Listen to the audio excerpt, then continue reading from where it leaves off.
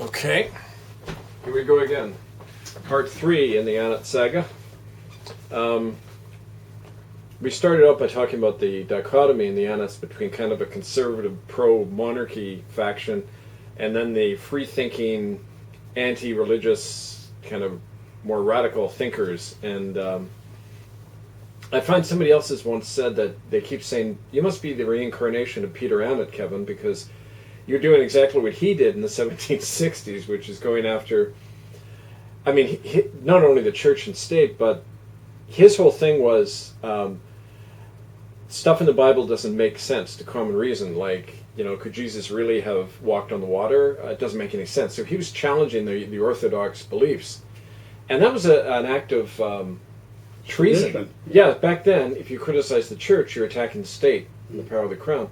And it strikes me, when all this work was happening, when I first began to bring out the stuff about the residential schools, the same issue was there. Like, I was taking on both church and state, and they came on down on me like a ton of bricks.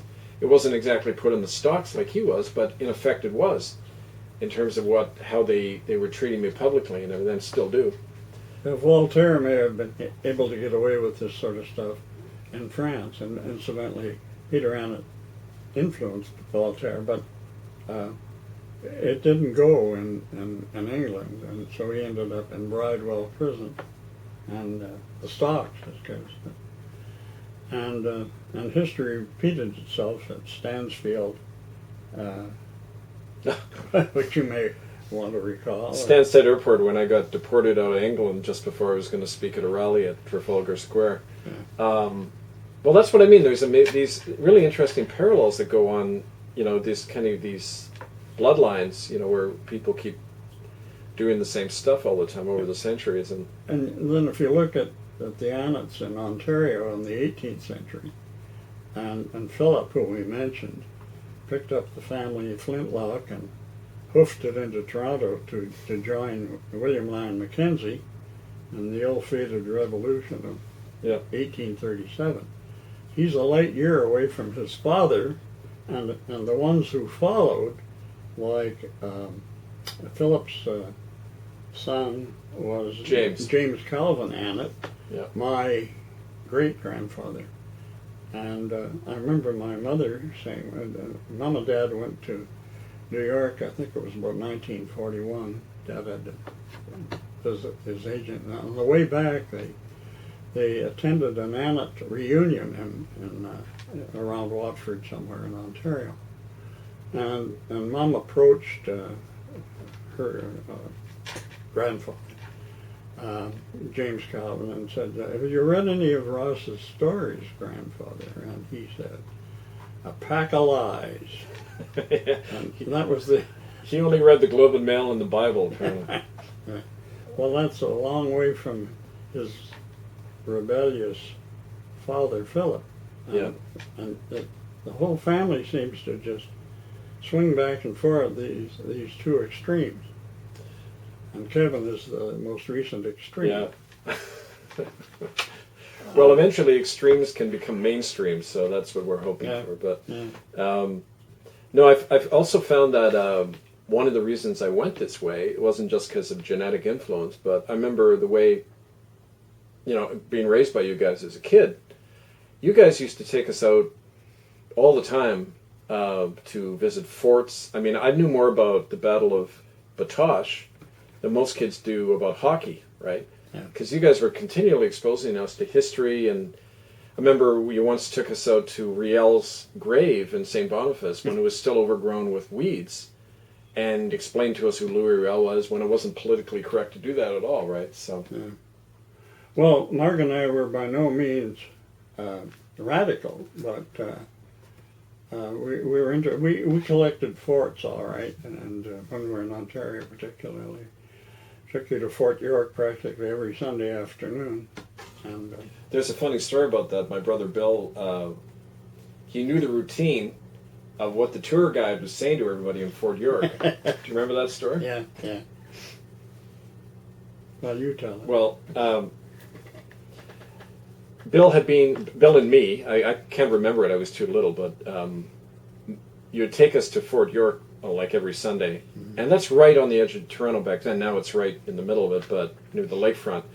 But the tour guide would always give the standard thing that tour guides give, this rote lecture about what Fort York was. And he used probably an undergraduate some woman student on a summer job or something. Right. So the tour guide used to always say the same thing about note the pewter mugs on the sideboard. And apparently he stuttered and stopped and forgot the line, and little Bill, who was like, 5 years old, 6 or something, breaks in and says, and note the pewter mugs on the sideboard. Yeah.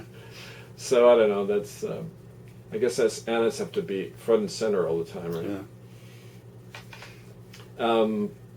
So about, growing up, how much of family history did you hear about? Not a heck of a lot. Dad would tell us stuff about him and his two brothers as kids and so on. But along about my teenage years, some maiden aunt of his in Ontario compiled this little, not really a book, but you might say a booklet. Yeah. On the family's history, and at that point I learned a lot, Well, like I mentioned in the previous clip, the town in Frome, England, where we all came from in 1820,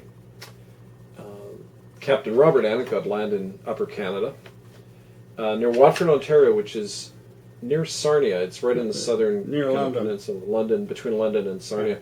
I actually went there this last year and hunted around, and we found James's grave, big headstone, because I guess he was fairly well off farmer. Big Huge headstone. beard. Yeah, but not his dad or granddad, James, or Robert, or Philip, the rebel. Yeah. We looked and couldn't find the cemetery anywhere, so maybe it's overgrown now or something. But There's an interesting little anecdote Dad used to tell about when he came back from the war.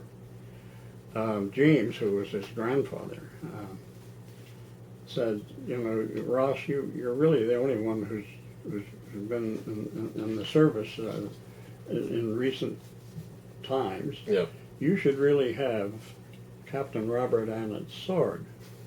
So the two of them got in a car and they drove out in the boondocks and started visiting various Annett relatives, and one thing led to another, and they came to this hillbilly type shack, and sitting out on the porch in front were a couple of guys that looked like characters out of Lil Abner, I guess. But my great-grandfather said, do you know anything about the whereabouts of Captain Robert Annett's sword? And one guy scratched his head and he looked over at the other guy and he said, Zeke, you remember anything about that sword? And Zeke said, yeah, we cut it up for corn shears. which is kind of poetic, but too bad. I would have loved to have had That's what happened to the Annett family in Ontario. They disintegrated from a captain and the Irish Fusiliers' sword to corn shears. Oh well, and this is Ross Annett, my grandfather and Dad's dad. So we're going to do another clip. Just change the clip. Hold on.